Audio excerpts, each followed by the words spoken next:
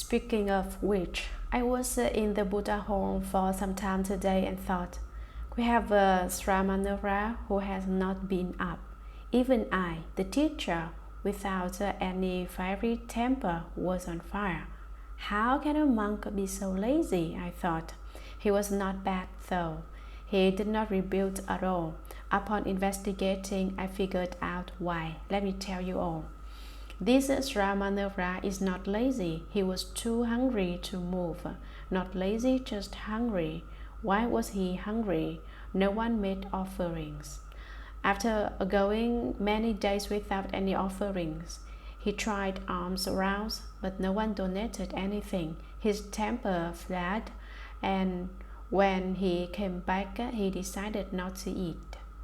It's been 6 or 7 days and he has not eaten anything, so today he was too hungry to get up. Since I did not realize that he received no offerings, I scolded him severely. Afterwards, I inquired as to why he was this lazy. He said, no one made offerings to me, and without food, I have no energy. Upon hearing this, I replied, oh, I made a mistake. If you feel too weak, then you can rest and sleep inside. Do what you need to do. I'm giving you an expedient. It's not easy being a teacher. Sometimes you don't know what method of teaching and transforming is suitable. I scolded a hungry disciple severely. However, this disciple has some skill, a bit of cultivation. Without any cultivation, how can one go on without food for 6 to 7 days and still follow the General Assembly in reciting sutras, doing repentances, and listening to the lectures? So my anger is gone now, and I am glad I have a hardworking disciple. I hope all of you will emulate this Ramanura who had enough patience to withstand my scolding. In addition, forget the fact that I did not eat for a day, I did not eat for 2 days, I did not eat for 3 days, 5 days, 6 days. Forget it. Having eaten or not is the same. Don't pay attention to whether you have eaten or not, forgetting that you are really cultivating. You could not forget if you were not really cultivating. True concentration is derived from true practice. With real concentration, you will not notice that I'm scolding you, not to mention hitting you. Questions like who's hitting me or where am I do not even occur because there is no I. When there is no self, there is true concentration. If there's still an I, so that you hit me, you scold me, and I haven't eaten, still exist, then you haven't forgotten this self. Consequently, concentration will not grow. You must forget the self before concentration develops. When concentration is born, you have some real skill. Beings who are not filial to their parents, even to the point of harming or killing them, those who kill their father or mother, for example, will fall into the relentless hell, where for thousands of billions of years they will seek escape in vain. It will be difficult for them to escape the hells. Sutra. Beings who shed the Buddha's blood, slander the triple jewel, and do not venerate sutras will fall into the relentless hell, where for thousands of billions of years they will seek escape in vain. Commentary. Beings who shed the Buddha's blood. Suppose innocent living beings do commit some offense such as shed the Buddha's blood. Now that Shakyamuni Buddha entered Nirvana, how can we make the Buddha bleed? We do not live in a time when the Buddha is in the world and have never seen the Buddha. How can we make the Buddha bleed? When the Buddha was in the world, shedding his blood means injuring the Buddha's physical body. After his Nirvana, it means destroying images of the Buddha, such as removing an ear or a finger. Burning paper images of the Buddha, for instance, is also equivalent to shedding the Buddha's blood. In principle, these offenses cannot be vindicated through repenting and reforming, but there are exceptions, such as when intoxicated or overtaken by madness or mental breakdown. However, you cannot claim to be mentally ill or drunk, but commit these offenses intentionally. It is when unintended that these karmic offenses are lighter. The Buddha had such great spiritual powers. Who could have shed his blood? The Buddha had certified to the fruit. Who could have hurt this physical body? Sometimes even the Buddha gets injured unexpectedly. The Buddha's cousin, Devadatta, opposed everything the Buddha did and invariably tried to ruin him. If the Buddha said something was proper, Devadatta would contradict him. He did everything he possibly could to undermine the Buddha. Once, when the Buddha was speaking, Devadatta bribed a poor woman to take part in a plot against the Buddha, as is the case with many impoverished persons. Her resolve was weak and she would do anything for money. Devadatta had her tie a pillow around her waist under her clothes, and in this condition to the Buddha's Dharma assembly and accused him of fathering her unborn child. Devadatta promised her a large sum of money for making the Buddha no longer credible to his disciples. When this woman followed suit and told the Buddha's disciples that she is pregnant with the Buddha's child, the Buddha used his spiritual powers to make the pillow fall to the ground, proving on the spot that she was dishonest. That was how Devadatta used various means to damage the Buddha. Another time, the Buddha was walking by Virtual Peak when Devadatta, hoping to crush the Buddha, used his spiritual powers to cause an avalanche. A Varanite and guardian spirit of Virtual Peak named Baila used his Vara pestle to smash one of the larger boulders, which was about to hit the Buddha. One of the fragments, however, struck the Buddha's little toe and cracked a bone. At that very moment, a fiery chariot emerged to carry Devadatta alive off to the hells. The retribution incurred by those who burn and destroy images of the Buddha, dismantled temples, or ruined stupas is similar. Slander the triple jewel. Buddhists must remember not to commit this type of offense, that is, to speak evil of the Buddha, the Dharma, and the Sangha. Among the Bodhisattva precepts is one that prohibits people from speaking of the offenses of the Fourfold Assembly, the Bhikshus, Bhikshunis, Upasakas, and Upasikas. Not only does it warn people to refrain from speaking of others' faults, it also cautions against participating when others speak of them. Just ignore the conversation. If you participate in such a conversation, you also violate the precept. The best thing to do in a situation like this is to simply keep your mouth shut, remain silent. Among other reasons for not speaking of the faults of the Fourfold Assembly is that the views of an ordinary person are often wrong. Ordinary people cannot fathom the realms of sages. Bodhisattvas of the first crowd, for example, do not know the states of those of the second crowd, and so on up the line. Bodhisattvas on the 10th crowd do not know the states of the Bodhisattvas on the ground of equal enlightenment. Arhats of the first fruition do not know the states of second fruition. Arhats, before you acquire true wisdom, you may not say harmful things about the fourfold assembly, which is one form of slandering the triple jewel. Even though people may very clearly be in the wrong, you should not speak of it. Just do things correctly yourself, rather than acting like a camera and goes about photographing phones and never examining itself. At this point, some stories come to mind.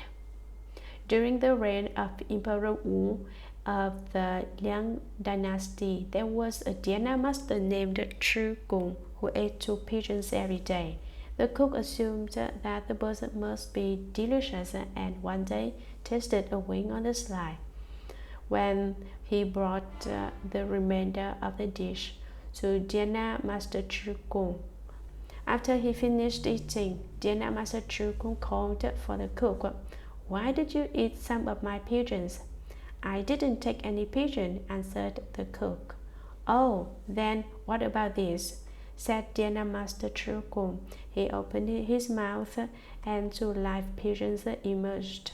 One of the birds flew off, but the other had a wing missing. "If you didn't, where's the wing of this bird?" asked Dhyana master Chu Gong. Although in both cases the man ate pigeons, Dhyana master Chu Gong swallowed and chopped up and cooked a pigeon, then spit it out alive. The cook, on the other hand, could not do it. Dhyana master Chu Gong's state was one of eating and yet not eating.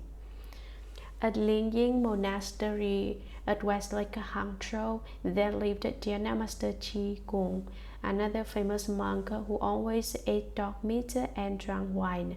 He was invariably inebriated, and everyone said, "There goes another tippling monk."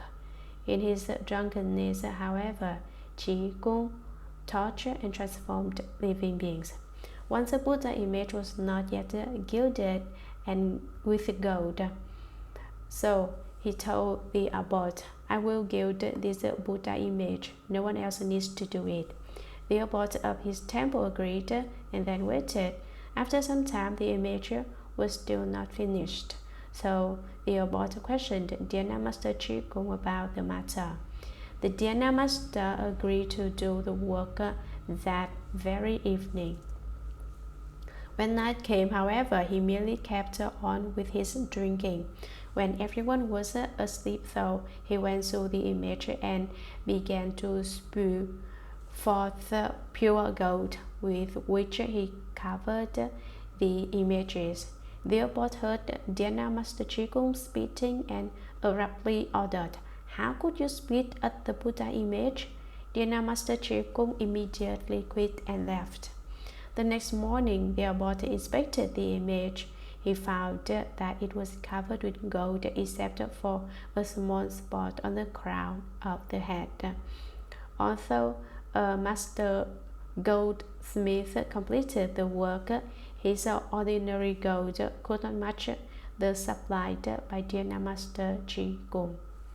The states of arhats are inconceivable. So you see, you should not speak of the forms of the fourfold assembly. It is not so serious if you criticize the ordinary pupil, but should you criticize a sage, then penalty you might incur will be very great, enough to cause you to fall into the hells.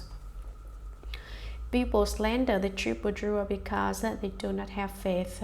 Another cause is mixing with bad company. People who do not understand and therefore slander the Buddha Dharma. Associating with such people may cause one to be influenced by their bad habits. Some people berate and slander the triple jewel and use flattery for ill gain. Such a person's minds are crooked. They engage in flattery to get what they want. They are stupid, yet puffed up with their own intelligence. like the 5,000 bhikshus who left the assembly during the speaking of the Lotus Sutra. Because they had a tiny bit of cleverness, they looked down on others and slandered the good Dharma, thus blinding the selective Dharma eye of living beings. What is the retribution for such persons? In the future, they will be deformed and crippled, without arms, hands, ears, or legs. They may not be able to walk or have some speech impediment. Mules are people who slandered the triple jewel. After they committed this offense, they fall into the hells, where they spend 2 million years of hellish retribution, after which they are born into the realms of the animals, possibly as a horse, cow, sheep, chicken, or dog. After 2 million years among the animals, they may be reborn as humans, but they will be disabled. Either they will be without eyes, therefore blind, without ears, therefore deaf, or perhaps without tongues, or even with tongues, but yet they cannot speak. In general, they will be disabled and ugly. They undergo this kind of suffering and fall into the relentless hells after death, such as the retribution of slandering the triple jewel in lives past. And do not venerate sutras. Sutras must be treated with respect, for, as it says in the Diamond Sutra, wherever this sutra is, there is a Buddha. Sutras are the Dharma body of the Buddha, toward which we must be very respectful. Places where sutras are said must be organized and clean, and without acts of defilement. They should also be stored above other books. Also make sure that Buddhist sutras are on the side where we lay our head in a room, and not on the side where we lay our feet. Our beds are unclean, thus sutras must not be placed there. If you do not show the same respect for sutras that you show the Buddha, you are slandering and harming the triple jewel. The retribution for not respecting sutras is the same. One falls into the relentless hell, where for thousands of billions of years they will seek escape in vain. It would be impossible to exit the hells despite such a long duration. Remember this section of the sutra especially. It is very important. Buddhists must be respectful of the triple jewel and sutras, and must not shed the Buddha's blood. Sutra: beings who usurp or damage the property of the eternal dwelling, who defy bhikshus or bhikshunis, who commit sexual acts within the Shuragama, or who kill or harm beings there, will fall into the relentless hell, where for thousands of billions of years they will seek escape in vain. Commentary: beings who usurp or damage the property of the eternally dwelling. Eternally dwelling is the way place, where there are 4 kinds of eternally dwelling: the permanent eternally dwelling, the eternally dwelling of the 10 directions, the current eternally dwelling, and the current eternally dwelling of the 10 directions. 1. The permanent eternally dwelling. This way place is fixed and continuous, within which monastics permanently reside. A way place is where the Sangha lives. To usurp and destroy the eternally dwelling is to make use of the food, drink, and goods of those permanently dwelling in the temples, without offering compensation. Lay people who live in a temple must donate to the temple. If you live in a temple even for a few days and do not offer a monetary contribution, you usurp the goods of those permanently dwelling there. This offense will certainly send you to the hells. You should regard living in a temple is as being similar to living anywhere else. You should pay for living expenses that approximate the amount of living elsewhere. Thus, avoid stealing from those permanently dwelling there. I tell my refuge disciples to make sure they never commit this offense, but always have the way place. If you cannot augment the resources of a place, you should at least make sure that you do not deplete them. People who do not understand any Buddhist principles think they are getting a bargain by living in a temple for free. This may be fine if you do not understand how to act properly, but if you understand the Buddha Dharma and still behave that way, it is quite another. This principle holds true not only for lay people, but for those who have left home life as well. Anywhere I go to stay long term as a monk, I will pay half of the estimated cost for spending the night at a nearby hotel. E.g., I pay $3 for an approximated charge of $5. Wherever I go, I do this unless I have absolutely nothing, when that is okay. If I do have something, I will not usurp or damage the property of the eternally dwelling.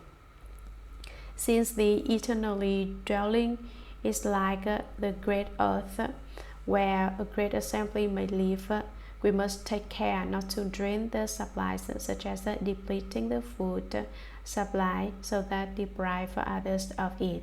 That would be an offense. If you alone starve to death, that would be no problem, but I cannot deprive the assembly of its food.